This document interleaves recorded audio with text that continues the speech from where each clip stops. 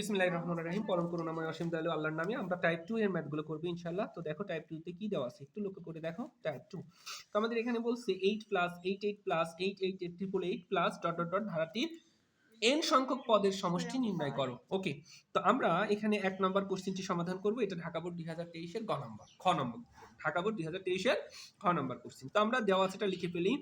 8 plus 8 8 plus 8 8 8 plus dot dot dot dot dot n পর্যন্ত, n পর্যন্ত আমাদের বলছে n তম পদের সমষ্টি নির্ণয় করতে হবে। প্লাস n পর্যন্ত সমষ্টি নির্ণয় করতে হবে। আচ্ছা, একটু লক্ষ্য করে দেখো। দেখলাম। ওকে, তো দেখো আমাদের যে এটার সমষ্টি নির্ণয় করতে হবে, আমরা এটাকে এভাবে লিখতে পারি কিনা দেখো। এই সমষ্টিকে আমরা কি দ্বারা লিখি? এসএন। সমষ্টিকে কি দ্বারা লিখি? এসএন। তাহলে আমরা এখানে এসএন লিখতে পারি। সবগুলোর মধ্যে কত আছে বলো? 8 আছে। তাহলে আমরা 8 কমন নিতে পারি। তো 8 কমন নিলে এখানে কি হবে? 1 plus 1 1 plus 1 1 1 triple 1 plus dot dot dot dot dot plus n পর্যন্ত। এইটুকু বুঝতে অসুবিধা আছে? তো আমাদের কাজ কি শুনবা? আমাদের কাজ হচ্ছে আমাদের এইটাকে 10 বানানো। তো 10 বানানোর জন্য যা যা করা আমরা তাই তাই করব। তাহলে দেখো তো এটাকে আমরা এভাবে লিখতে পারি কিনা। 8 ডিভাইডেড বাই 9 ইন্টু 9, কারণ এটা কেটে যায়, যা ছিল তাই।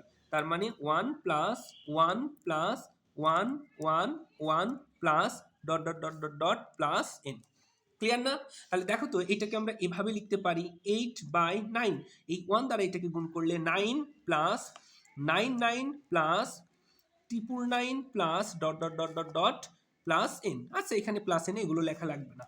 এটুকু বুঝতে অসুবিধা আছে? তো আমরা এটাকে এভাবে লিখতে পারি। দেখেন তো 8 ডিভাইডেড বাই 9, এই যে 10টা কি, এই 9টাকে আমরা 10 মাইনাস 1 10 মাইনাস 1 লিখতে পারি। প্লাস এই 100টাকে আমরা, এই 99টাকে আমরা 100 মাইনাস 1 লিখতে পারি। এই যে আমরা এটাকে 1000 মাইনাস 1 লিখতে পারি।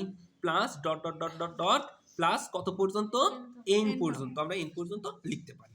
আচ্ছা, এবার আমাদের এখানে কি ছিল একটু লক্ষ্য করে দেখেন তো। আমাদের এখানে ছিল হচ্ছে 8 divided by 9।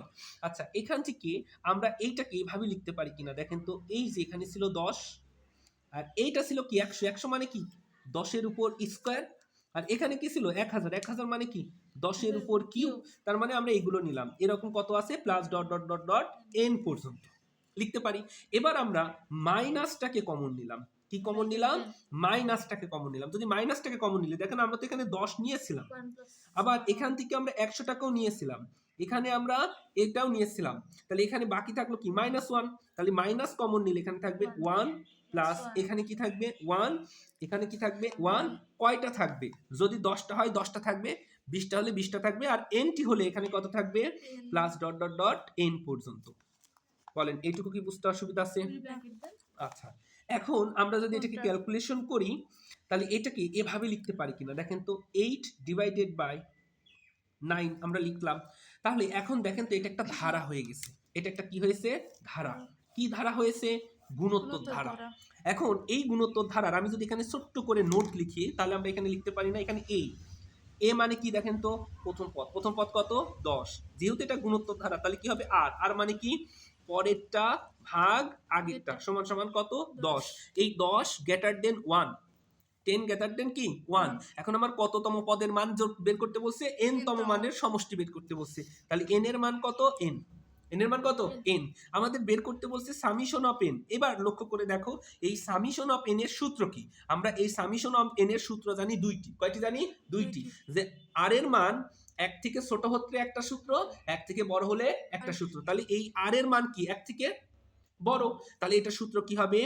a into R power n minus 1, আর এখানে হবে r মাইনাস 1। যদি এই r এর মান 1 থেকে ছোট হতো তাহলে এই 1 হতো আগে, মাইনাস r পাওয়ার n হতো পরে। এখানে 1 হতো আগে, মাইনাস r হতো পরে। ক্লিয়ার না? ওকে, আমরা এই সূত্রটা এখানে যদি বসাই তাহলে আমরা এখানে কি পাচ্ছি দেখেন তো। এখানে আমাদের প্রথম পদ, আমাদের এখানে প্রথম পদ কত? প্রথম পদ হচ্ছে 10 ইন্টু, এবার আমরা দেখছি আমাদের আর এর মান আমরা কত পেয়েছি? এখানকার আর এর মান কত পেয়েছি? 10 পাওয়ার n। n এর মান তো আমরা n ই রাখছি। n এর মান কত রাখছি? n ই রাখছি। তাহলে এই যে পাওয়ার n এর মান এখানে n থাকবে। মাইনাস কত? 1 ডিভাইডেড বাই r মাইনাস 1। এখানে আর এর মান কত দেখো তো, এখানে আর এর মান হচ্ছে 10, আর এর মান কত 10, আর এর মান কত 10, মাইনাস কত 1, মাইনাস হচ্ছে 1। ওকে, এবার মাইনাস একটু লক্ষ্য করে দেখেন, এটা যদি 3টা হয় যোগ করলে হবে 3, 4টা হলে যোগ করলে হবে 4, 5টা হলে যোগ করলে হবে 5, আর যদি nটা হয় যোগ করলে কত হবে n। বলেন বুঝতে কি অসুবিধা আছে? তাহলে এখান থেকে আমরা কত পাচ্ছি, যদি আপনি এটা অ্যান্সার লেখেন এটাই অ্যান্সার, আর যদি মনে করেন যে না আমি আর একটু সাজুগুজু করে লিখবো, লিখতে পারেন। তাহলে আমরা এটাকে এভাবে লিখতে পারি 8/9। আচ্ছা, এইটাকে আমরা ক্যালকুলেশন করলে দেখেন কত পাচ্ছি, এইটা এর নিচে কিছু না মানে 1। যদি আপনারা এটা রেখে দেন কোনো অসুবিধা নাই, এটাকে রেখে দিলে কোনো অসুবিধা নাই। আমরা তাহলে এখানে ছিল কত 9, আর উপরে ছিল 10 ইনটু 10 ইনভার্স 9 পাওয়ার 1, আর এখানে থাকলো মাইনাস n/1। ওকে, যা ছিল আমরা তাই লিখলাম। তাহলে এখানে 8 ডিভাইডেড বাই 9, এই দুইটার লসাগু কত 9। তাহলে এই 9 এর মধ্যে একবার যায়, তাহলে উপরে থাকলো 10 ইনটু 10 পাওয়ার n মাইনাস 1 ইকুয়াল n এর 9 এর মধ্যে কয়বার যায় 9 বার, না এটা গুণ করলে কত হবে 9n। ওকে, এখন যদি আমরা গুণ করি তাহলে এই 8 এর জন্য 8ই রাখলাম, আর এই এটা গুণ করলে কত হচ্ছে 9 9 81, আর এখানে লিখতে পারি আমরা কত 10 ইনটু 10 পাওয়ার n মাইনাস 1 মাইনাস 9n। এখন প্রশ্ন, স্যার এইগুলো যদি না করতাম, আপনি যদি শুধু এটা অ্যান্সার লিখে দেন তাও হবে, এটা অ্যান্সার লেখেন তাও হবে, এটা অ্যান্সার লেখেন তাও হবে, এটা অ্যান্সার লেখেন তাও হবে, সেটা আপনার ইচ্ছা। এটাই হচ্ছে n তম পদের সমষ্টি, এটাই হচ্ছে n তম পদের সমষ্টি। আশা করি আপনারা বুঝতে পেরেছেন। যদি কোনো সমস্যা থাকে আমাকে বললে অবশ্যই আমি সেগুলো আবার সমাধান করে দিব। বলেন এর মধ্যে কোনোটা আর সমস্যা আছে কিনা, দেখেন এর মধ্যে কোনোটা সমস্যা আছে কিনা বলেন। দেখেন একই নিয়মের প্রশ্ন, কোনটা সমস্যা আছে শিওর? ওকে, বাসার কাজ লিখে নেন।